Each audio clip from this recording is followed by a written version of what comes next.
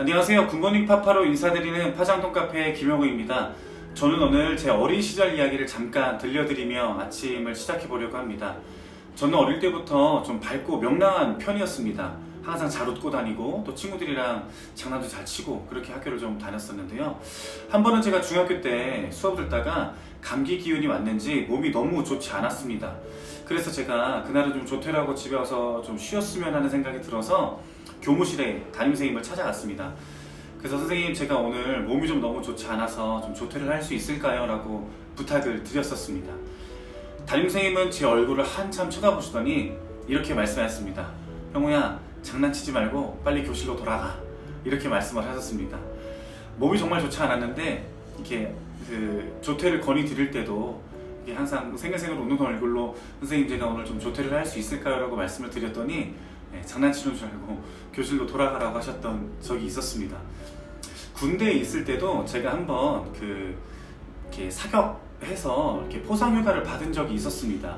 그래서 제가 원래 나가는 휴가 일정에 포상휴가를 붙여서 좀 휴가를 나가려고 중대장님께 포상휴가를 쓰고 싶습니다 이렇게 건의를 드렸는데 중대장님이 중대장실로 부르시더라고요. 그래서 이야기를 들어봤더니 형우야, 너 군생활 괜찮지 않냐? 안 힘들지 않냐? 너처럼 군생활 이렇게 재밌게 잘하는 사람이 어딨냐? 너는 군대에 좀 있고 부대에 남아 있고 다른 소대에 어떤 애 요즘 좀 힘들어 하는데 휴가를 짐을 좀 주면 어떠냐? 이런 제안을 하셔서 제가 또 제 포상휴가를 쓰지 못하고 그랬던 경험이 또 있습니다.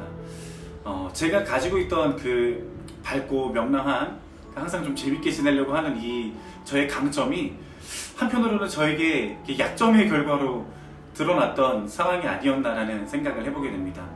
반대로 우리는 우리의 약함이 강함이 되는 것들도 경험하곤 합니다. 저희 아들이 5살인데요. 굉장히 에너지 넘치고 밝은 아들이거든요. 마트를 다녀오거나 외출해서 집으로 돌아올 때 차에서 늦은 시간에도 신나게 놀고 장난도 치고 노래도 부르고 정말 잘 놉니다.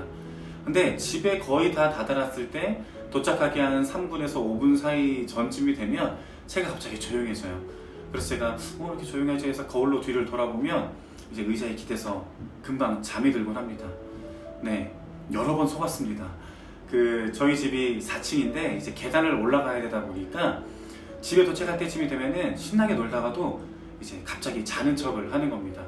그래서 제가 짐을 들고 아들을 안고 4층까지 올라가서 집 현관문을 열고 도어락을 누르는 소리가 나면 히히 웃으면서 잠에서 깨서 저를 박차고 내려와서 또 집에 들어가서 노는 이런 모습들을 많이 본 적이 있습니다.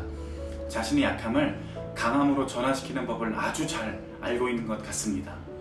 약함과 강함, 우리는 약함과 강함 사이에서 우리는 늘 강함을 추구하곤 합니다. 하지만 하나님 앞에서는 강함도 약함도 우리에게 중요하지 않습니다. 오히려 하나님은 우리의 약함을 사용하시기도 합니다. 예전에 읽었던 토미 테리의 하나님의 관점이라는 책에서 그라운드 제로, 낙하점에 대해서 이야기를 하면서 우리의 어떤 것도 내세울 수 없는, 우리의 어떠한 공로도 드러낼 수 없는 그 지점이, 우리가 아무것도 가지지 않은 그 지점이 바로 하나님께서 역사하시기에 가장 좋은 지점이다라는 이야기를 한 것이 기억이 납니다. 하나님의 역사를 경험하고 바라봄에 있어서 우리의 어떤 공로, 우리의 어떤 근거도 내세울 수 없는 지점이 바로 하나님의 위대하심과 하나님의 크심, 하나님의 역사와 영광이 드러나기 아주 좋은 지점이기 때문이죠. 오늘 우리가 함께 읽는 마가복음 6장 34절 말씀을 제가 한번 읽어드리겠습니다. 마가복음 6장 34절입니다. 예수께서 나오사 큰 무리를 보시고 그 목자 없는 양 같은 으로 인하여 불쌍히 여기사 이에 여러 가지로 가르치시더라. 우리의 삶은 늘 약함과 결핍을 직면하는 삶이 아닐까 생각을 해봅니다. 하지만 참 감사하게도 우리는 약하고 부족하지만 우리의 하나님은 위대하고 강하고 풍성하십니다. 우리가 주일 예배를 통해 전에 많이 들었던 것처럼 우리가 신앙생활, 우리가 하나님을 의지하는 삶은 내가 강한 존재, 내가 능력 있는 존재가 되는 것이 아니라 우리의 약함을 인정하고 하나님의 강함과 하나님의 위대하심, 그 하나님의 풍성하심을 누리며 그분을 의지하며 살아가는 삶이 우리가 신앙생활을 통해 바라보는 지점일 것입니다. 우리는 날마다 하나님의 살아계심을 경험하며 살아갑니다.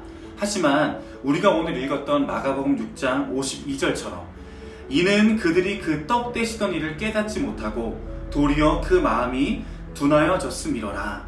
이 말씀처럼 우리는 늘 경험하는 그 하나님의 일하심을, 늘 하나님의 함께하신 그 신실하심을 잊고 망각하고 살아가는 삶인지도 모르겠습니다. 이 또한 우리가 가진 연약함과 결핍의 한 모습이겠죠. 저는 오늘 이 마가복음 6장을 돌아보며 우리 두 가지를 좀 제안하고 싶습니다. 첫 번째는 하나님의 일하심을 우리의 마음에 비서 신비에 지워지지 않도록, 잊혀지지 않도록 새기기 위해 노력하는 것일 것입니다. 그리고 또 한 가지는 하나님의 전적인 은혜를 신뢰하고 기대하는 것입니다. 그 한 찬양의 가사가 이런 찬양이 있죠. 세월에 묻혀 또 현실에 갇혀 잊고 살다가도 어느 날 문득 생각해보면 하나님이 날 참 사랑하시네. 이 찬양의 가사처럼 우리는 바쁜 세월 속에, 분주한 현실 속에 하나님을 잊고 또 우리의 마음이 둔하여져 살아가는 시간들이 있지만, 그럼에도 불구하고 우리를 신실하게 붙드시고 변함없이 우리와 함께 하시는 그 하나님을 소망하고 의지하는 우리의 삶이기를 간절히 소원합니다. 오늘 하루도 우리를 붙드시는 그 하나님의 은혜와 하나님의 그 신실한 사랑에 참 평안을 누리는 우리 모든 성도님들 되시길 진심으로 축복합니다.